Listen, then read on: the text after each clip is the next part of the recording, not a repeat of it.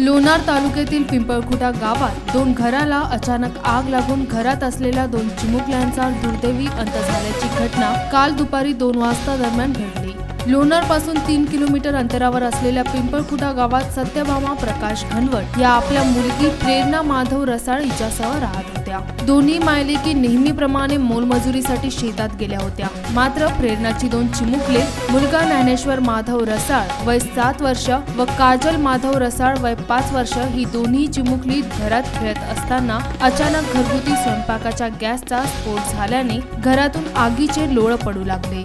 या महाकाय आगीत बहीण भाऊ अक्षरशः जळून खाक झाले। यावेळी घरातील संसार उपयोगी साहित्यांचा देखील पूर्णतः कोळसा झाला। घटनेची माहिती मिळताच लोणार तहसीलचे तहसीलदार हेमंत पाटील, सहाय्यक गट विकास अधिकारी रवींद्र मापारीसह आदी मंडळ अधिकारी यांनी घटनास्थळाला भेट देत तात्काळ सानुग्रह मदत जाहीर केली। गॅस सिलेंडरचा स्फोट झाल्यामुळे 2 मुलांचा अत्यंत दुर्दैवी असा मृत्यू झालेला आहे। याबद्दल आम्ही तहसीलदार लोणार यांना चौकशीचे निर्देश दिलेले आहेत।